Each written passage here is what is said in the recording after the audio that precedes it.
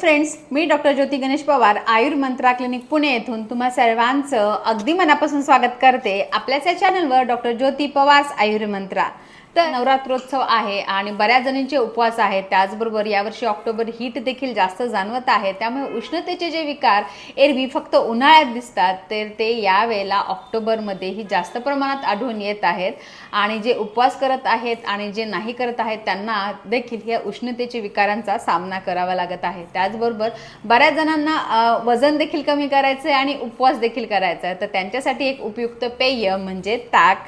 तर सर्वांनाच माहीत आहे उन्हाळ्यात विशेष करून ताक भरपूर प्रमाणात घेतलं जातं, पण या महिन्यात घ्यावं की नाही, त्याचं प्रमाण किती असावं आणि वजन कमी होण्यासाठी त्याचा कसा उपयोग करून घेता येईल ते मी या व्हिडिओमध्ये सांगणार आहे। तर आयुर्वेदामध्ये ताकाला पृथ्वीवरचं अमृत मानलेलं आहे, कारण त्याचे गुणधर्मच एवढे वर्णन केलेले आहेत। ताक हे लघु म्हणजे पचायला अतिशय हलकं असतं, परत सुपाच्य म्हणजे पचनक्रिया वाढवणारं आहे। त्याचबरोबर ते पित्तशामक आणि कफग्न आहे, म्हणजे पित्ताचे विकार कमी करणारं आणि कफाचे विकार देखील कमी करणारं आहे। परंतु जर कफ काळात घेतलं किंवा कफ वाढवणाऱ्या ऋतूमध्ये ते घेतलं तर कफ कदाचित वाढू शकतो। म्हणून तर पावसाळ्यामध्ये आणि हिवाळ्यामध्ये थंडीच्या दिवसांमध्ये आपण ताक घ्यायला सांगत नाही, तर उन्हाळ्यामध्ये आणि ऑक्टोबरमध्ये शरद ऋतूमध्ये विशेष करून ताक अवश्य घ्यावं। तर आयुर्वेदानुसार ताक तर गुणधर्मी आहेत, त्याचबरोबर त्यात इतरही अनेक महत्त्वाचे पोषक तत्व असतात। त्याच्यात भरपूर प्रमाणात प्रोटीन्स, कॅल्शियम, मिनरल्स, पोटॅशियम हे असतात आणि कॅलरीज आणि फॅट्स अगदी कमी असतात। त्यामुळे तर वजन कमी करण्यासाठी ताकाला विशेष महत्त्व आहे।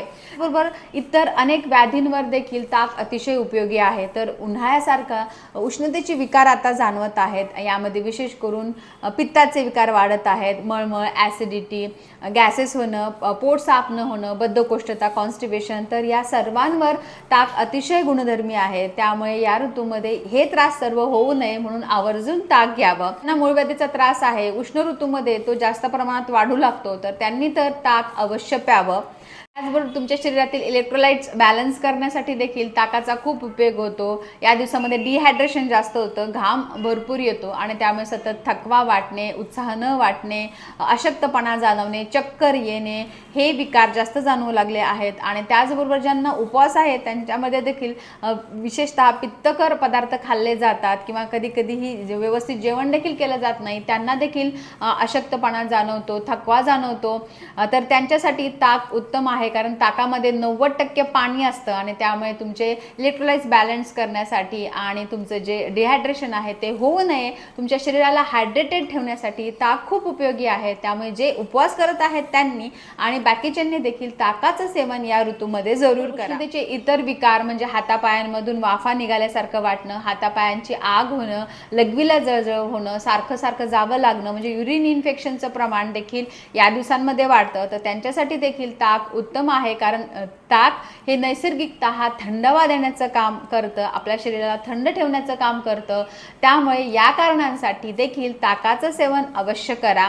आणि सगळ्यात महत्त्वाचं म्हणजे पोटावरची चरबी कमी होण्यासाठी किंवा वजन कमी होण्यासाठी ताक कसं उपयोगी असतं, तर आधीच सांगितलं की ताक हे सुपाच्य आहे आणि पचायला हलकं आहे, लघु आहे। त्यामुळे ताकाचं सेवन या ऋतूमध्ये जर तुम्ही केलं तर त्यामुळे तुमची पचनक्रिया सुरळीत होते आणि मेटाबॉलिझम सुरळीत झाल्यामुळे एक्स्ट्राची चरबी तुमच्या शरीरात साठत नाही आणि आपोआपच वजन कमी व्हायला मदत होते। त्याचबरोबर भरपूर प्रमाणात त्यात पोटॅशियम, मिनरल्स आणि विटॅमिन्स असल्यामुळे तुमचं पोट बराच काळ भरलेलं राहतं, त्यामुळे इतर काही खाल्लं जात नाही आणि त्यामुळे देखील तुमचं वजन कमी होण्यासाठी आणि नियंत्रित राहण्यासाठी ताक उत्तम आहे। हे बहुउपयोगी ताक नक्की कधी आणि किती घ्यावं? सलग 3 दिवस ताक घ्यावं की नाही हे मी मागच्या व्हिडिओत देखील सांगितलेलं आहे। तरी बरेच जण प्रश्न विचारतात की मॅडम 3 दिवस सलग ताक प्यायलं तर किती किलो वजन कमी होईल? तर त्यांना मी आवर्जून सांगेल की तो व्हिडिओ पूर्ण पहा, त्यात मी सांगितलेलं आहे की हे 3 दिवस ताक घेणं शास्त्रीय आहे की नाही।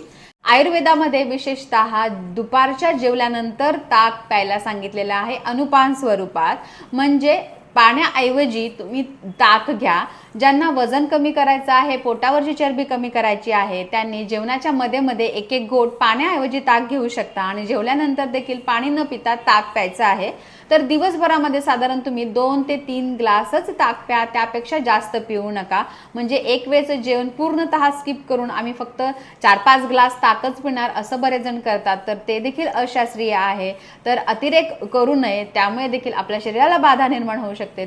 ताक पिल्यामुळे पोट बराच काळ भरलेलं राहतं, त्यामुळे जेवण थोडं कमी करून तुम्ही ताक घेतलं तर चालणार आहे. उलट त्याने फायदा होईल की कॅलरीज एक्स्ट्रा गेन होणार नाहीत आणि ताकामुळे तुमचं पोटावरची चरबी देखील कमी होईल. तर अशा प्रकारे ताक हे तुम्ही सकाळी 10 ते संध्याकाळी 7 या वेळेतच दिवसभरात 2 ते 3 ग्लास घ्या सकाळच्या कफाच्या काळामध्ये आणि रात्री देखील ताकाचं सेवन करू नका. तर ज्यांना उपवास आहे ते ताकामध्ये जिरे पूड आणि सैंधव नमक टाकून घेऊ शकतात. बाकीचे जण मिरपूड, धनेपूड आणि मठ्ठा स्वरूपात देखील घेऊ शकतात, जेणेकरून ते चवीला छान लागेल आणि त्या पदार्थांचे गुणधर्मामुळे देखील तुमचं वजन लवकरात लवकर कमी होण्यासाठी मदत होईल. अर्थात काही नाही टाकलं तरी ताक टेस्टीच लागतं. ताक बनवण्याची पद्धत देखील आयुर्वेदात वर्णन केलेली आहे की दह्यामध्ये 8 पट पाणी घालून ते चांगलं घुसळून घ्या, तर त्या घुसळण्याच्या क्रियेमुळे ते पचायला अतिशय हलकं होतं. तर ही पद्धत वापरूनच तुम्ही ताक बनवा किंवा तुम्ही रेडीमेड ताक आणत असाल तरीही चालेल, काहीही हरकत नाही. म्हशीच्या दुधाचं किंवा गाईच्या दुधाचं तुम्हाला जे काही ताक बनवता येईल ते तुम्ही बनवू शकता किंवा अशा प्रकारे विकत देखील आणू शकता. प्रकारे जर दररोज तुम्ही ताक घेतलं तर उपवास करून देखील तुम्हाला थकवा जाणवणार नाही, अशक्तपणा जाणवणार नाही आणि तुमचं वजन देखील कमी होईल. तर अशा प्रकारे या दिवसामध्ये ताक घेणं किती फायदेशीर आहे हे तुम्हाला मी सविस्तर सांगितलं. हा व्हिडिओ तुम्हाला कसा वाटला मला नक्की कळवा. आवडला असेल तर लाईक करा, जास्तीत जास्त लोकांपर्यंत हा व्हिडिओ शेअर करा आणि आमच्या चॅनलला सबस्क्राईब करा. भेटूयात लवकरच अशाच माहितीपूर्ण व्हिडिओसह. तोपर्यंत सर्वांनी काळजी घ्या आणि आनंदी राहा. धन्यवाद.